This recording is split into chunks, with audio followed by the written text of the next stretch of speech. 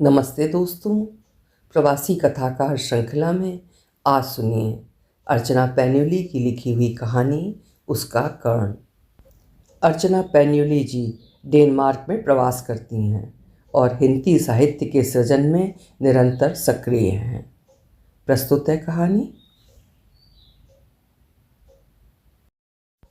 MIT के खचाखच भरे प्रांगण में बैठी ममता भीड़ में खोई सी थी। उसके चारों तरफ अजनबी लोगों का हुजूम था। गर्व के साथ साथ करुणा का कोमल रस उसके भाव जगत में तिर रहा था। अपने बेटे को ग्रेजुएशन की काली पोशाक में देखकर वो फूली नहीं समा रही थी। उसका गौरवर्ण बेटा निपट काली पोशाक में खूब जच रहा था। आज उसका बेटा दुनिया के एक मशहूर शैक्षिक संस्थान से इंजीनियरिंग की डिग्री प्राप्त कर रहा है। वो टेक्सास से अकेले अपने बेटे के ग्रेजुएशन के उत्सव में शामिल होने बोस्टन आई थी, यानी उत्तरी अमेरिका के पश्चिमी छोर से दक्षिणी छोर। पति नौकरी की व्यस्तता के कारण नहीं आ पाए। कितनी सीढ़ियां बेटे ने चढ़ी, कितने मील के पत्थर पार किए। प्राथमिक से जूनियर स्कूल, फिर हाई स्कूल, उसके बाद इंटर कॉलेज, फिर यूनिवर्सिटी की पढ़ाई, इंटर्नशिप, नौकरियों के लिए आवेदन, इंटरव्यू। 3 नौकरियों के ऑफर मिलने पर उसने इंटरव्यू देने बंद कर दिए थे। तीनों में से कौन सी नौकरी चुने, चयन मुश्किल जो हो गया था। प्रभावशाली भाषणों के दौर चल रहे थे। चीफ के बाद डीन, फिर संस्थान के अन्य अधिकारी। भाषणों ने कुछ अभिभूत कर दिया। ये शैक्षिक संस्था जिसने तुम्हारी योग्यताओं को तराशा, गुरु जिन्होंने तुम्हें ज्ञान दिया, अभिभावक जो तुम्हें इस संस्था तक लाए, आज सभी एक छत के तले हैं। ये एक दुर्लभ सुनहरा क्षण है। तुम में से कोई इंजीनियर बना है, कोई डॉक्टर, तो कोई अकाउंटेंट। ये पल तुम्हारा है, भविष्य तुम्हारा है। विश्व और समाज में मौजूदा समस्याओं का निवारण करो और इस जग को और हसीन बनाओ। तुम्हारी शिक्षा कभी खत्म नहीं होगी। इस संस्थान के बाहर भी तुम्हारी शिक्षा जारी रहेगी। अभिभावकों का कई बार आभार प्रकट किया गया। छात्रों को अपने माता पिता के सम्मुख शीश झुकाने के लिए कहा गया। कईयों की आंखें भर आईं। कुछ माताएं भावावेश में अपनी कुर्सियों से उछलकर अपनी संतानों के करीब जाकर उनकी बलैयां लेने लगीं। ममता भी अपने बेटे के करीब गई। उसके 6 फुट 2 इंच लंबे बेटे को अपनी ठिगनी माँ के गले लगने के लिए काफ़ी झुकना पड़ता है। उन्हें एक दूसरे के गले लगते देख एक अमेरिकन आदमी ममता से बोला, तुम छोटी हो मगर तुम्हारा बेटा बहुत लंबा है, अपने पापा पर गया होगा।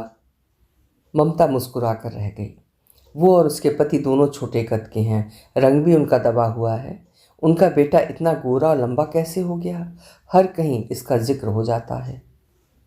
मेरी एक ही इच्छा है, इसको खूब पढ़ाना लिखाना। जब भी उसका बच्चा शिक्षा में कोई मुकाम हासिल करता, ये शब्द उसके मस्तिष्क में जोरों से बजने लगते। उसे लगता जैसे ये कल की बात है। लगता ही नहीं 21 वर्ष गुजर गए। उसकी भाभी की सखी की ननद अनीता कुछ पलों के लिए उनकी ज़िंदगी में आई और हमेशा के लिए उनकी ज़िंदगी बदल दी। पंचकुला के नर्सिंग होम में वो नर्स थी। उसने ही उनको सुझाया था। 12 सालों से मातृत्व सुख से वंचित ममता के रोंगटे खड़े हो गए थे। दिल बेकाबू हो गया था। एक कुंवारी लड़की माँ बन रही है। समाज के लांछनों से बचने के लिए वो अपना बच्चा किसी को देना चाहती है। पढ़ी लिखी लड़की है, यूनिवर्सिटी में MSc कर रही है। अपने बॉयफ्रेंड से प्रेग्नेंट हो गई। केवल उसके माता पिता जानते हैं उसकी गर्भावस्था के बारे में। अन्य सभी से ये बात गुप्त है। अगर लोगों को ये पता चल जाएगा तो वो बर्बाद हो जाएगी। कितना महीना चल रहा है? 7वां। हमें क्या वो अपना बच्चा गोद दे देगी? ममता ने अपनी भाभी, जो कि मध्यस्थ की भूमिका निभा रही थी, से पूछा। नहीं ममता, गोद लेने देने का चक्कर ही नहीं। अस्पताल और म्यूनिसिपैलिटी के सरकारी रिकॉर्ड में माँ की जगह तुम्हारा और पिता की जगह तुम्हारे पति का नाम चढ़ेगा। नर्स कह रही है उन्होंने ऐसे काम पहले भी कर रखे हैं। बच्चा चाहिए तो बताओ, बाकी बातें वे संभाल लेंगे। पर भाभी, ये तो धोखाधड़ी से बच्चा लेना हुआ। इसमें सभी की जीत है। लड़की कलंक से बच जाएगी, बच्चे को माँ बाप मिल जाएंगे और तुम्हें औलाद। उसे मूक देख भाभी ने उकसाया। ये सुनहरा मौका मत गंवाओ ममता। एकदम नवजात बच्चा मिलेगा तुम्हें, गोद लेने का झंझट ही नहीं। ममता और मनोज का दिल घबरा रहा था, मगर वे तैयार हो गए। आज अगर ज़िंदगी उन्हें कुछ दे रही है तो उन्हें पीछे नहीं हटना चाहिए। वो दिन आज भी ममता को अच्छे से याद है। दिन शुक्रवार था। सुबह 4:10 पर उनके घर का फ़ोन बजा था। वे सो रहे थे। फ़ोन की घंटी से नींद टूटी। हैरत हुई कि इतनी सुबह कौन फ़ोन कर रहा है। पंचकुला से नर्स अनीता का फ़ोन था। बता रही थी लड़की कल शाम यहाँ नर्सिंग होम में भर्ती हो गई है। वो दर्द में है। डिलीवरी तीसरे चरण पर पहुँच गई है। बच्चा अब कभी भी हो सकता है, आप भी आ जाइए।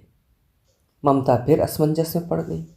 मनोज झल्लाया, अब ये कुछ सोचने विचारने का समय नहीं है। हमने उनसे वादा किया है कि हम बच्चे को लेंगे। वे हमारी राह तक रहे हैं। वाकई अब सोचने विचारने का समय नहीं रह गया था। अब तो जो परिस्थितियां करवा रही हैं वही करें। जल्दी से तैयार होकर ममता और मनोज अपनी कार में सवार हुए और पंचकुला की तरफ निकल गए। तड़के ट्रैफिक नहीं था। दिल्ली से सोनीपत, फिर पानीपत, कुरुक्षेत्र पार करते हुए वे पंचकुला सिर्फ 2.5 घंटे में पहुंच गए। उन्हें लड़की के परिवार के बारे में कुछ नहीं मालूम था। उसके नाम तक से परिचित नहीं थे। वे सभी उसे सिर्फ लड़की पुकारते थे। स्त्री रोग विशेषज्ञ डॉक्टर अलका जैन अपने नाम से ही अपना maternity and delivery nursing home चला रही थी। बहुत छोटा सा नर्सिंग होम था। एक ओपीडी रूम, एक जनरल रूम में 6 बिस्तर लगे हुए, एक स्पेशल वार्ड संपन्न घरों की औरतों के लिए, एक कमरा नर्सों के लिए, एक लेबर रूम और एक ऑपरेशन रूम सर्जरी डिलीवरी के लिए। जब वे पहुंचे तो उन्हें कहा गया कि वे ओपीडी रूम के बाहर लगे बेंच पर बैठकर इंतज़ारी करें। वहां अधेड़ उम्र का एक ग्रामीण सा युगल पहले से ही बैठा था। उनके चेहरों पर मायूसी के भाव थे। वे समझ गए कि ये लड़की के माता पिता हैं। खैर, बीती घड़ियों का किसी तरह सामना किया। आधे घंटे बाद नर्स बाहर प्रकट हुई। उनसे बोली, लड़का हुआ है। वो अधेड़ उम्र का युगल उदासीन भाव से बैठा रहा, मगर ममता और मनोज चहक उठे। नर्स बोली कि ओपीडी रूम में डॉक्टर उन्हें बुला रही हैं। वे पहले डॉक्टर से मिल लें। वे ओपीडी रूम के अंदर घुसे। डॉक्टर अलका जैन अपनी कुर्सी पर विराजमान थीं। उन्होंने हाथ जोड़कर नमस्कार किया और चुपचाप बैठ गए। अलका जैन ने वार्तालाप शुरू किया। आपको पता चल गया होगा कि लड़का हुआ है। बिल्कुल स्वस्थ है। बच्चे का वजन 4 पाउंड है। लंबाई भी बहुत अच्छी है। अलका जैन ने बच्चे से संबंधित अन्य जानकारी भी दी। बच्चे का बर्थ सर्टिफिकेट बनाकर दिया। ममता और मनोज सुखद आश्चर्य से भर गए जब माता और पिता के कॉलम में उन्होंने अपना नाम देखा। एक कॉलम था बच्चे के जन्म समय, माता की आयु। आपकी उम्र क्या है? अलका जैन ने पूछा। ममता अचकचाते हुए बोली, 40। 40 साल में भी औरतों के बच्चे होते हैं, अलका जैन बोली। अलका जैन ने बताया कि उनके नर्सिंग होम में अभी तक सबसे कम उम्र की 15 वर्ष की लड़की मां बनी है और सबसे अधिक 45 वर्ष में एक औरत मां बनी है। हम म्यूनिसिपैलिटी को सूचित कर देंगे बच्चे के जन्म के बारे में। आपको खुद वहां जाना पड़ेगा ये बर्थ सर्टिफिकेट लेकर, ताकि उनके रिकॉर्ड में भी बच्चे और उसके माता पिता का नाम चढ़ जाए। ममता और मनोज अलका जैन के प्रति इतनी कृतज्ञता से भरे थे कि बोले वे उनके नर्सिंग होम को कुछ चंदा देना चाहेंगे। उन्होंने देख लिया था कि उनके नर्सिंग होम में सारी गरीब औरतें ही डिलीवरी के लिए आई हुई थीं। संभवतः उनकी फीस बहुत कम हो। स्पष्ट इनकार करते हुए अलका जैन बोली, ये तो बच्चा बेचने वाली बात हो जाएगी। ये हम सिर्फ उस लड़की को कलंक से बचाने के लिए और उसके बेटे को एक सुरक्षित घर देने के लिए कर रहे हैं।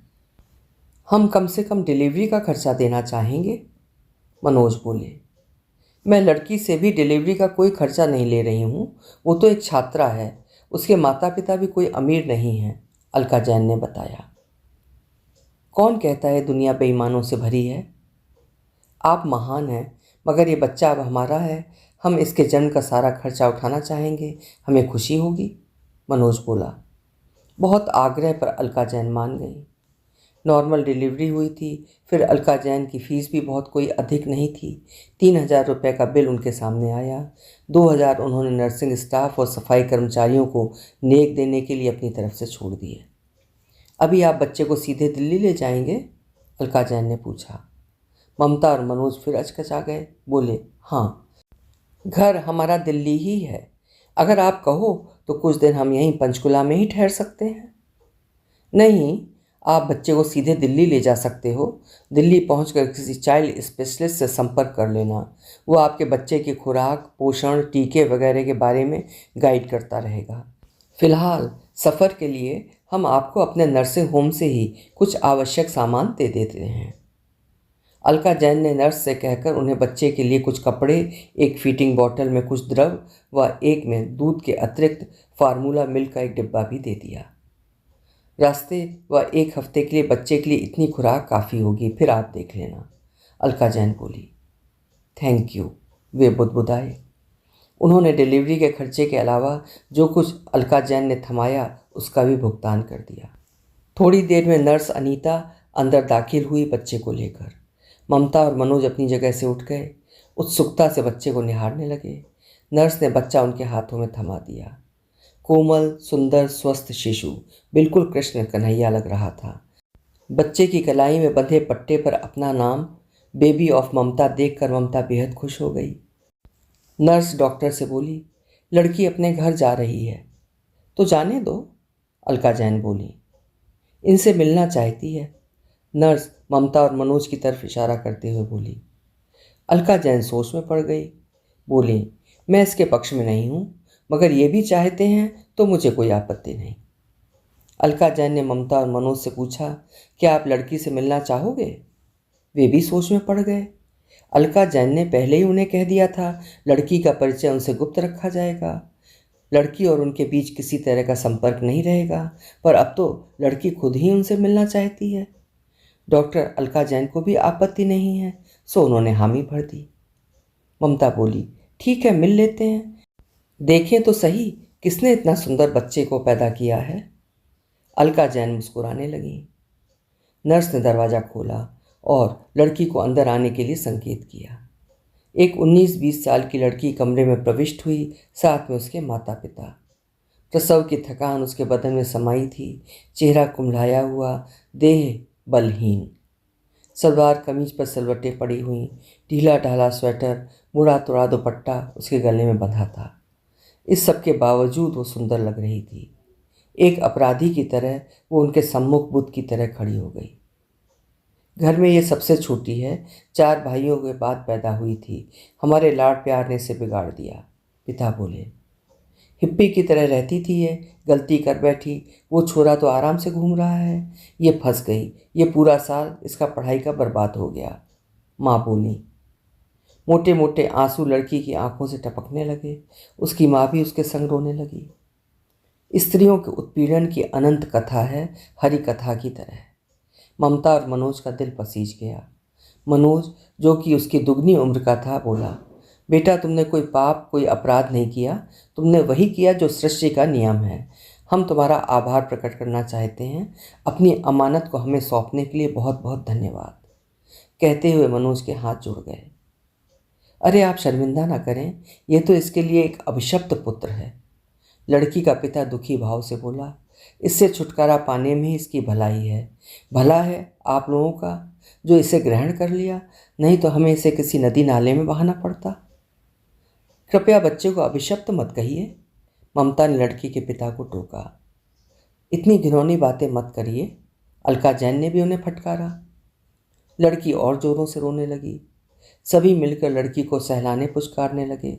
मनोज बोला, बेटी मन में कोई गुनाह न पालो, कुंवारी माताओं के गर्भ से महापुरुषों ने जन्म लिया है। थोड़ी देर में जब लड़की संयत हो गई तो ममता ने उससे प्यार से पूछा, तुम कुछ कहना चाहती हो? व्यथित नयनों से उसने अपने पुत्र को निहारा, होंठ फड़फड़ाए। बच्चे को दुलारते हुए कपकपाते स्वर में बोली, मेरी बस एक ही इच्छा है, इसे खूब पढ़ाना लिखाना, बड़ा अफसर बनाना। हम तुम्हें वचन देते हैं कि हम इस शिशु को दुनिया के नामी स्कूल कॉलेजों में शिक्षा के लिए भेजेंगे। ममता और मनोज लड़की का हाथ पकड़ते हुए भावुक स्वर में बोले। सभी की आंखें नम हो गईं। अलका जैन लड़की से बोली, तुम्हारी उम्र भी अभी पढ़ने लिखने की है बेटा, 1 साल बर्बाद होने से ज़िंदगी थमती नहीं। खूब पढ़ो लिखो, अपने पैरों पर खड़े हो, अपने माता पिता का संबल बनो। आंसू पोंछते हुए लड़की ने अपना सिर हिलाया। भले ही वो कमज़ोर लग रही थी, मगर उसमें एक दृढ़ता भी सभी को नजर आई।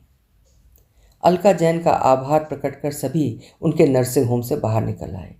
लड़की ने अश्रुपूर्ण नयन से अपने पुत्र को विदा किया। फिर वो अपने माता पिता के साथ आगे बढ़ गई। ममता और मनोज उस लड़की का परिचय जाने बगैर खुशी से चमकते नेत्रों से उसके नवजात बेटे को अपनी बाहों में समेट अपनी कार में सवार हो गए। कार का इंजन स्टार्ट करते हुए मनोज ममता से बोले, तुमने एक बात गौर की? लड़की बड़ी लंबी है। अगर उसका बॉयफ्रेंड भी लंबा हुआ तो ये बच्चा भी लंबा जाएगा और हम दोनों नाटे कद के। ये जैसा भी जाएगा अब ये हमारा है। ममता बच्चे को अपनी आंखों से लगाते हुए बोली। इसे खूब पढ़ाना लिखाना, बड़ा अफसर बनाना। ममता के मन मस्तिष्क में शब्द हमेशा के लिए बंध गए और जब तब ये शब्द उसके मस्तिष्क में प्रतिध्वनित होते हैं। पंचकुला से दिल्ली की वो कार यात्रा इतनी सुखद व संवेदना से परिपूर्ण थी कि ममता कभी भी उन लम्हों को भूल नहीं सकती। उसकी गोदी में उसके शॉल से ढका नया नया जन्मा बच्चा, जिसे लेकर वो तरह तरह के सपने बुनने लगी थी। मन में अपार प्रसन्नता थी। ऐसा लग रहा था जैसे कोई खजाना मिल गया हो। 8 बज चुके थे। धूप खिल गई थी। ठंडी हवाएं चलनी बंद हो गई थीं। आसमान में उड़ते रुपहले बादल अद्भुत छटा बिखेर रहे थे। ऐसा लग रहा था जैसे जितने भी महादेव हैं इस शरद ऋतु में आज धरती पर उतर आए हैं। नवजात को लेकर वो पहले मंदिर दर्शन के लिए गए, जहां वे अक्सर बच्चे की मुराद मांगने जाते थे। आज वे ईश्वर का शुक्रिया अदा करने के लिए गए। फिर अपने घर आए। 6 हफ्तों तक उन्होंने बच्चे के विषय में किसी को कुछ नहीं बताया। बच्चे के साथ ममता घर में कैद रही, यहाँ तक कि घर में काम करने वाली बाई को भी छुट्टी दे दी। सिर्फ पड़ोस के पॉलीक्लिनिक के चाइल्ड स्पेशलिस्ट डॉक्टर कक्कड़ से उन्होंने संपर्क स्थापित किया। डॉक्टर कक्कड़ ने हर एक हफ्ते उनके घर में ही विजिट दी। वो भी ज़रूरत पड़ने पर उसे अपने आंचल से ढककर बच्चे को उनके क्लिनिक में ले गई। इस परिसर में रहने वालों के उदासीन व्यवहार को ममता जब तक कोसा करती थी, अब सराह रही थी। यहाँ के लोग बस अपने काम से काम रखते हैं, किसी के घर में ताक झांक नहीं करते। बहुत अच्छा। जब 6 हफ्ते गुजर गए तो उन्होंने सबसे पहले अपने ऊपर वाली पड़ोसी सुनीता नौटियाल, जिससे उनके अच्छे संबंध थे, सूचित किया, हमारे बेटे को देखने हमारे घर आइए। मिसेस सुनीता नौटियाल भी हैरत से भर गईं। आपका बेटा? क्या तुम प्रेग्नेंट थीं? तभी कहूँ तुम दिखाई क्यों नहीं दे रही थीं? आप नीचे आइए तो सही, सब पता चल जाएगा। सुनीता नौटियाल जब नीचे आईं तो बच्चे को देखकर हैरत में भर गईं। तमाम सवाल उनके चेहरे पर। बोली, डॉक्टर कक्कड़ को मैंने 2-3 बार अपनी बिल्डिंग से बाहर देखा। मैं सोच रही थी ये किसके बच्चे को देखने यहाँ आए हैं। मनोज बोले, हमारे बच्चे को देखने आते हैं डॉक्टर कक्कड़। कुछ क्षण पश्चात लंबी सांस खींचते हुए बोले, ईश्वर ने इसे हमारे लिए एक कुंवारी माता द्वारा पैदा किया। ओहो, तो आपने इसे गोद लिया, ऐसा ही कुछ समझ लो। बस ये कहानी ममता और मनोज के सगे संबंधियों के बीच फैल गई कि उन्होंने 6 माह के एक शिशु को गोद लिया है। सिर्फ ममता के भाई भाभी सच्ची कहानी जानते थे। शिशु के सभी रिवाज हुए। नामकरण संस्कार, अन्नप्राशन, दीक्षा। कर्ण नाम दिया उन्होंने अपने बेटे को। घर में प्यार से उसे राधे पुकारने लगे।